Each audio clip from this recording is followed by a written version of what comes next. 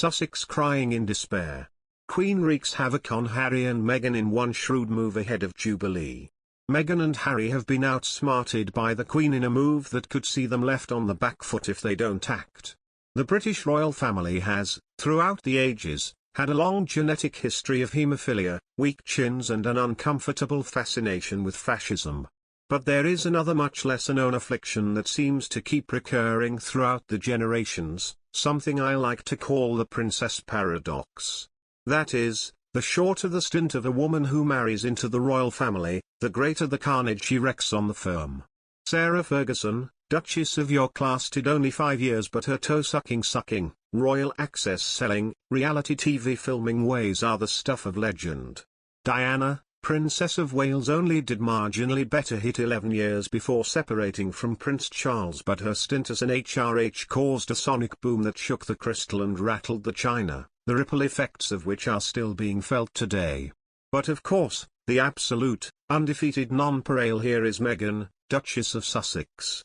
She didn't even make it to her second wedding anniversary before bailing on royal life and going on to help launch the most blistering attack on Buckingham Palace since the Luftwaffe refueled.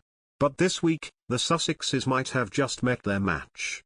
The thing I'm wondering today is, has the 96-year-old just outsmarted Harry and Meghan?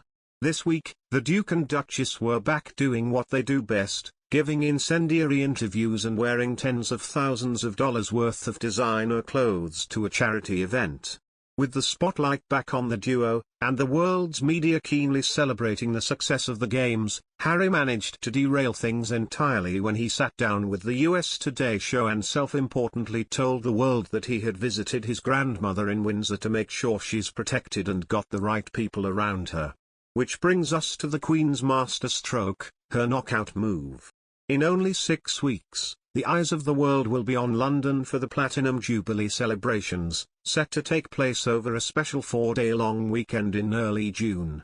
On the schedule are a mixture of both official and family events, with the key moment being when Her Majesty gathers her family to wave to the crowds from the Buckingham Palace balcony. The big will they, won't they question here is, will Harry and Meghan show up? It is now looking like the Queen could have stealthily taken control of things, thus ensuring that PR-wise, she will come out on top whether the Californian branch of her family deigns to roll up or not. See, earlier this week, The Telegraph reported that the Sussexes have been invited to appear on the palace balcony with La Famille Windsor and to be a part of the family events on the slate, as opposed to official moments such as the Trooping the Colour procession. While that story soon got overtaken by the flap over Harry's Today interview, what has been largely overlooked is what a canny move this was. It was most interesting, shall we say, that only days after Harry and Meghan stopped by the UK, as their spokesperson put it, that this balcony invitation just happened to be made public. If this did come from the palace, then what the Queen has essentially done is back Harry and Meghan into a corner. The invitation makes the 96-year-old look magnanimous and big-hearted, willing to overlook the Sussexes' made-for-TV truth-telling.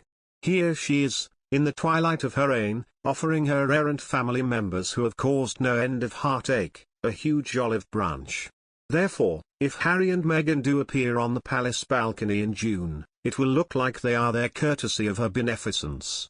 And if they don't go to London for the Jubilee, the Sussexes will appear even more churlish and childish, willing to put personal grievances ahead of helping his grandmother and former boss celebrate her landmark 70 years on the throne.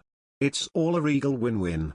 If there is a balcony family reunion, it will look like something she has single-handedly orchestrated, and if there isn't, it will. To be fair though, there are a number of other factors complicating the Grand Jubilee question. Fact